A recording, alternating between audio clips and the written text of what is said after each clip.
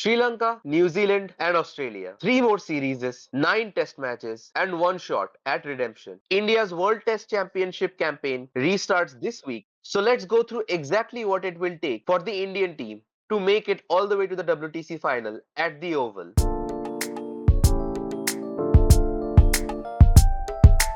Right now, India sits fifth in the WTC points table with 52 points and 48.15 percentage point. For any team to make it to the final, they typically need around 60% point. For us, that means we need 78 more points from our remaining 9 matches. The 9 matches are like this: 2 tests versus Sri Lanka away from home, 2 tests versus New Zealand in New Zealand, and then the big one, 5 tests versus Australia, the border Gavaskar Trophy at home. That's the entire equation right now.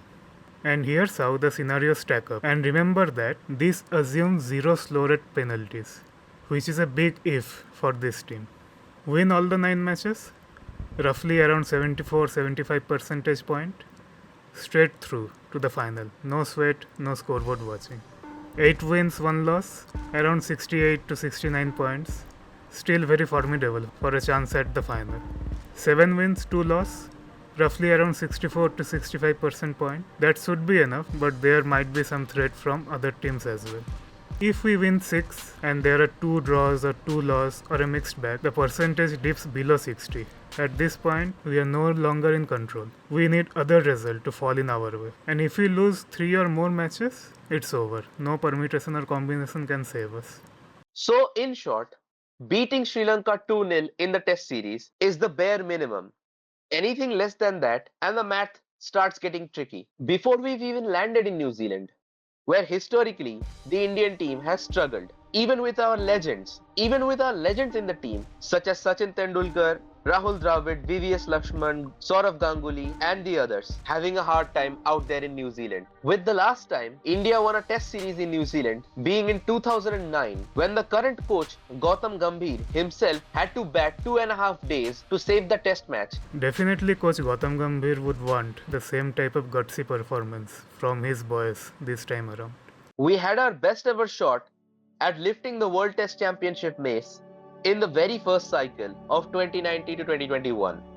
Looking back at that squad with Pujara, Kohli, and Rahane anchoring the middle order, Rohit Sharma leading at the top, being in the form of his life, coming off a monstrous series at home against England and following it up with a strong tour of England right after. And the bowling attack: Mohammad Shami, Ishant Sharma, Jasprit Bumrah, Ravi Ashwin, Ravi Jadeja, and not to forget, a still young, exciting and electric youngster in Rishabh Pant behind the wickets. That was a stacked team, to say the least. But they still couldn't get it done, even with that squad. And the cruelest part?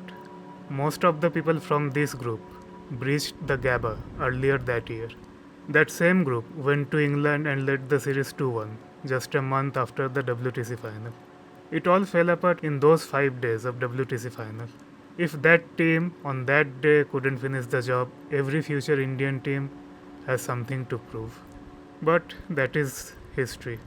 Let us get back to the present situation right now. Here's a quick history check on India's previous tours of Sri Lanka in recent years. We lost in 2008, drawn the series in 2010. In 2015 and 2017, we won the series under Virat Kohli's captaincy. We haven't lost a test series in Sri Lanka or against Sri Lanka since 2008. But here's the catch.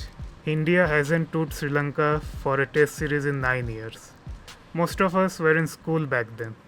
And out of that entire squad, only 3 players are remaining: KL Rahul, Ravi Jadeja, and Kuldeep Yadav. And one small thing to add: under this current setup, we've had a habit of making a meal of the current winning streaks we have against certain nations, cases where we really shouldn't be struggling this much.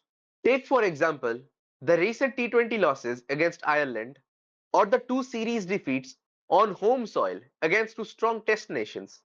So, staying cautiously optimistic, but fingers crossed.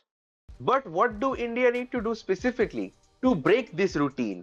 Because 2 real problems stand between the Indian team and a strong start. Number 1 being spin. We've struggled recently against the likes of Mitchell Santner and Simon Harmer in our own backyard in familiar conditions. And with Sri Lanka's spin attack on their home turf, it's a different beast altogether. That is a genuine red flag that needs to be kept in check. And secondly, fitness.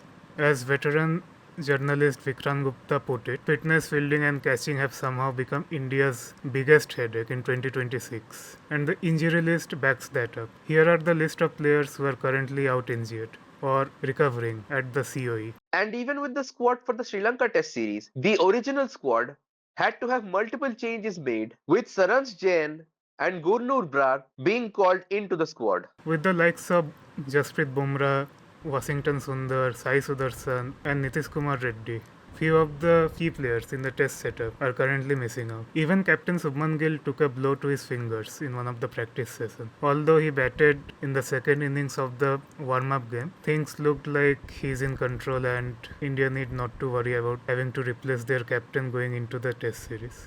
As said earlier, Sai Sudarshan is out injured, but every crisis creates an opening, which Devdutt Padikkal has taken beautifully. He smashed a century in the practice game, and honestly, he has been in the form of his life across Ranji Trophy, Vijay Hazare, IPL, and everywhere.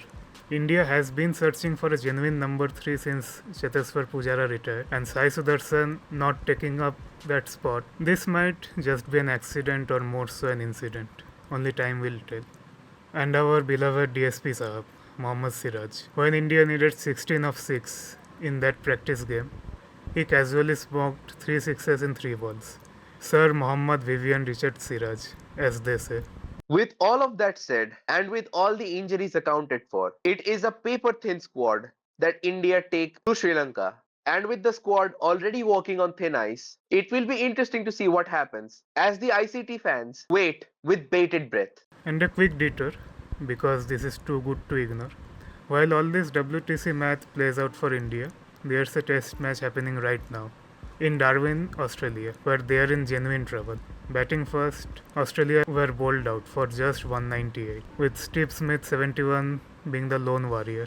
Apart from him, the second best score was 23. Nobody really saw that coming, and the man of the moment for Bangladesh was Hassan Mahmood, who ran through the Aussie top order and middle order with a career best 6 for 55. The great cricketer said before the test matches that they don't want to know the names of the youngsters in the Bangladesh squad and just want to see the Aussies rip through Bangladesh in this series. Although said in jest, it all may come back to haunt them this time, as Bangladesh have come out guns ablaze. There are crocodiles in that water behind us, and I might fucking jump in, because that is one of the worst days in Australian cricket history. I know some of the Bangladeshi players' names now. It's a little bit wobbly. I felt like he goes, Australia played a centre wicket and Bangladesh played a test match. And so it is at stumps. Bangladesh are winning this game of cricket, and we know many of their names now, which is something we should have known ahead of time. Probably. Even with the bat, they finished day one at 96 for 1, cruising with all things considered, trailing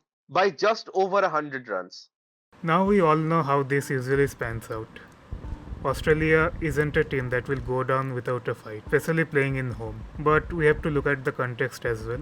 This is Australia's first test match in a while. Their recent outings have been white ball series in Bangladesh and Pakistan, both of which they lost.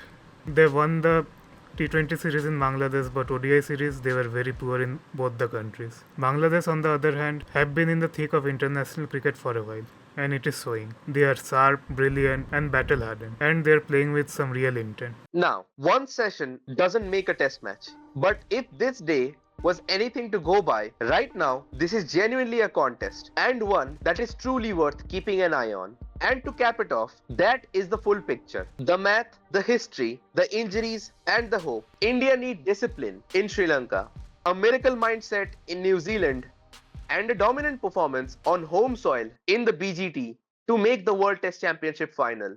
Do you think this team has what it takes to get there to the Oval, or will this be another cycle where we end up talking about transition? Do let us know in the comments what is your take.